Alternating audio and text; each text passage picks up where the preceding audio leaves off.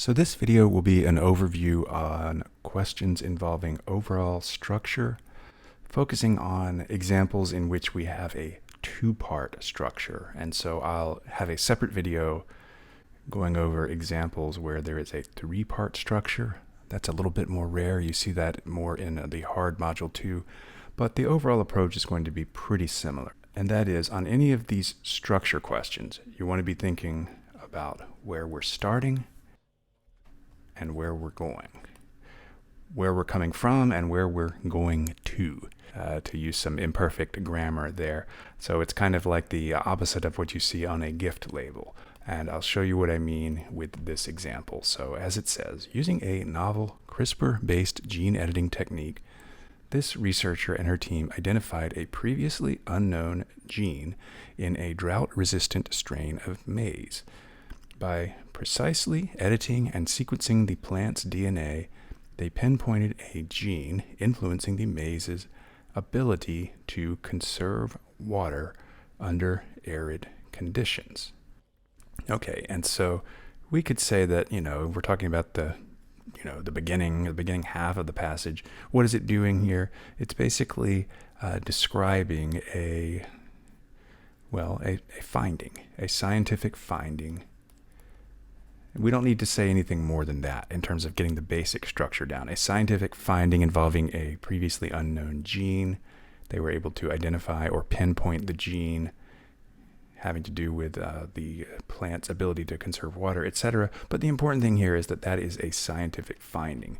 And so what are they going to do in the second half? Well, they say that this finding not only sheds light on the genetic mechanisms behind drought tolerance, but also opens the door to developing more resilient crop varieties, potentially improving food security in regions threatened by water scarcity. And so in the second half, the second half, or really the last sentence, they are elaborating on or explaining the significance of that finding. So we look for the answer choice that connects with this. Along the way to doing that, eliminate options that have parts that don't reflect that.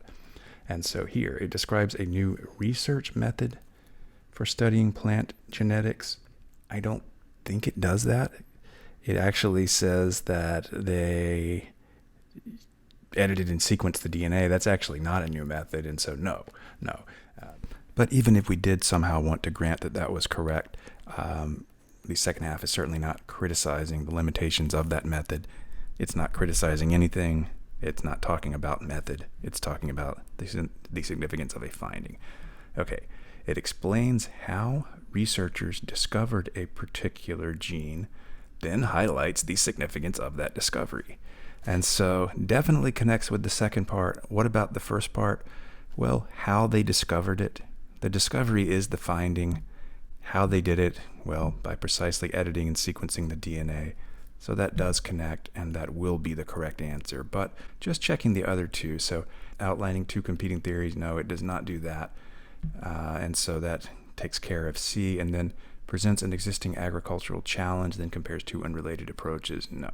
So not the most difficult question, but usually in these videos I do like to start out with a little bit more basic one just to get us up and running. And so the next example will be a little bit more challenging. And so we'll go ahead and read it, but again, thinking the same sort of approach here from this to that. And so as it says, according to this psychologist, the dominant Western approaches in clinical psychology, particularly those that assume individuals' emotional struggles are best understood in isolation from their cultural and social environments, are insufficient for many indigenous communities. Okay, and so what is that doing here? It's highlighting a sort of critique or criticism. I'll say criticism. A criticism of what? A criticism of Western approaches in clinical psychology in relation to how they serve, or perhaps fail to serve, indigenous communities. But the important thing, again, is the criticism aspect. Okay, so to better serve those communities, Thompson argued, clinicians must develop therapeutic models that integrate communal narratives and collective well-being rather than focusing solely on the individual's internal psyche. Thompson therefore advocated for the inclusion of traditional storytelling practices and group counseling sessions grounded in the community's cultural values and shared histories as essential elements of effective mental health care. And so we go from a criticism to a recommended solution. Criticism to solution, that would really be enough. And again, we've got the two-part structure, and so we take that with us to the answer choices. So it discusses her early education in clinical psychology. No, it definitely does not. Okay, so that's enough to get rid of A. The second part might look a little bit better, but again, the second part doesn't really matter if the first part is incorrect. But it also doesn't actually enumerate the interventions that she employed. I think it enumerates the recommendations that she is giving for others. Okay, but anyway, A is not correct. So B, the text notes Thompson's approval of prevailing psychological theories, and no, it does not.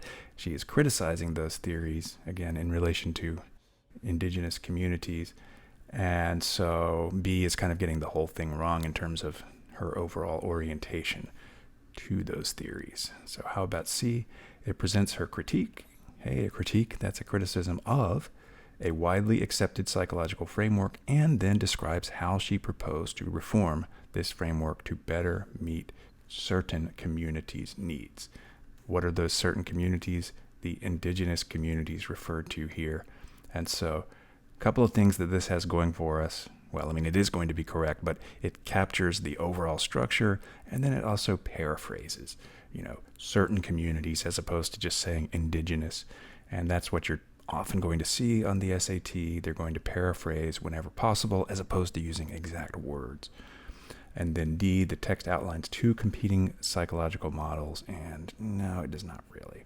And but even if we did somehow want to grant that, both should be abandoned in favor of a completely different approach.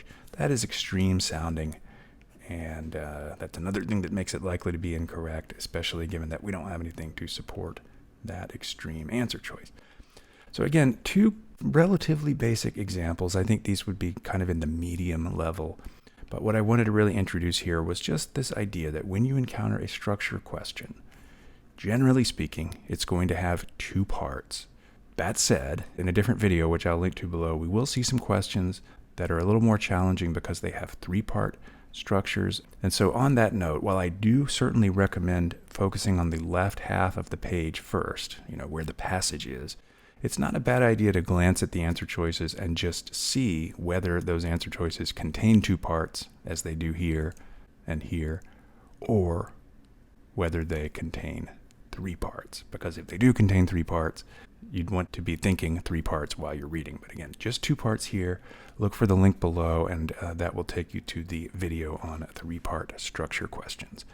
And then separately, I will have a video that goes over structure questions in relation to poetry passages. And so I'll have that link as well.